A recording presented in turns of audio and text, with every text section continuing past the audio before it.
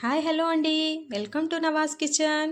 ఈరోజు స్పెషల్ చూస్తున్నారు కదండి. ఇవి ఏమిటో తెలుసా మీకు? వీటిని చోంగే అంటామండి. ఇది మొహరం స్పెషల్ అన్నమాట. పీర్ల పండగకి స్పెషల్గా చేస్తారు. ఇది ఈ నెలలో మాత్రమే వీటిని చేస్తారండి. చాలా ఎమ్మిగా టేస్టీగా ఉంటాయి, నిలువ కూడా ఉంటాయండి. వీటిని ఎలా తయారు చేయాలో ఈరోజు మీకు చూపిస్తాను. ఇవి మామూలప్పుడు చేయరండి, ఈ నెలలో మాత్రమే చేసుకుంటారు.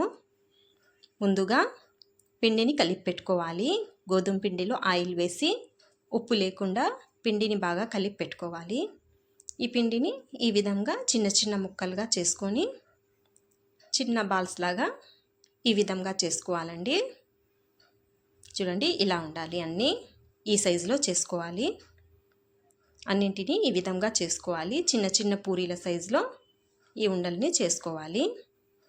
ఇప్పుడు వీటిని పూరీల్లాగా ఒత్తుకోవాలి. చిన్న పూరీలు వస్తాయి కదండి, ఆ సైజులో ఒత్తుకోవాలి. ఇప్పుడు చూడండి, ఈ సైజు వచ్చేసింది. ఈ విధంగా అన్నింటినీ చేసుకుందాము. ఇది అచ్చు వేసేదండి. దీనిపైన అచ్చు వేస్తేనే వీటికి చోంగా అని పేరు పిలుస్తారనమాట.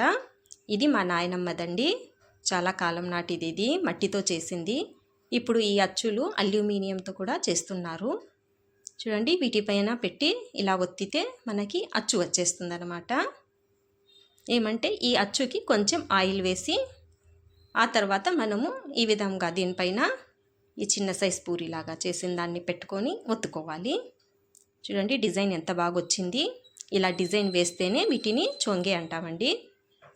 ఇప్పుడు పాకం చేసుకోవాలి. పాకం చిక్కగా ఉండాలండి. ఇలాచీ వేసి పాకం చేసుకోవాలి. ఇప్పుడు చూడండి, అన్నీ ఈ విధంగా చేసుకున్నాం కదా మనము. ఒకేసారి అన్నింటినీ డిజైన్ ఇలా వేసుకొని పెట్టుకోవాలి.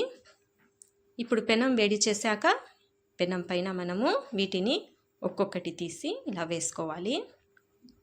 ఒక పెనం పైన చూడండి మూడు చొంగాలు వచ్చినాయి. అంటే మీరు సైజు ఎంత ఉంటుందో తెలుసుకోవచ్చు. అప్పుడే మనకి అచ్చుకి సరిపోయే సైజులో ఉండాలండి. వీటిని రెండు వైపులా కాల్చుకోవాలి. నూనె లేకుండా కాల్చుకోవాలండి. ఈ విధంగా రెండు వైపులా కాలిన తర్వాత వీటిని పక్కన ఉన్న పాకంలోకి వేసుకోవాలి. పాకం కొంచెం గోరువెచ్చగా ఉండాలండి.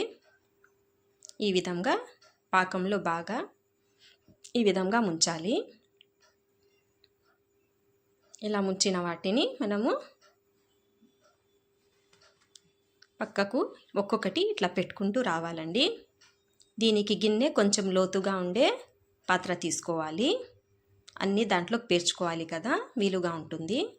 ఇలా పాకంలో ముంచిన దాన్ని ఒక్కొక్కటి ఈ విధంగా పెట్టుకుంటూ రావాలి. దీనిపైన కొబ్బరి తురుము వేసుకోవాలండి.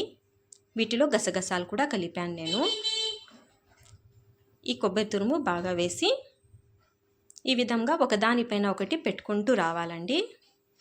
ఇట్లా పెట్టి కొంతసేపు మూత పెట్టి ఈ పాకమంతా దీనికి పట్టిన తర్వాత తింటే టేస్ట్ అదిరిపోతుందండి.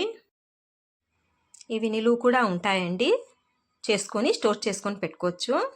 ఓకే ఫ్రెండ్స్, ఈ చొంగే వీడియో చూశారు కదండి. ఈ వీడియో మీకు నచ్చినట్లయితే ఈ వీడియోకి లైక్ చేయండి, షేర్ చేయండి, సబ్స్క్రైబ్ చేయండి. Thank you for watching.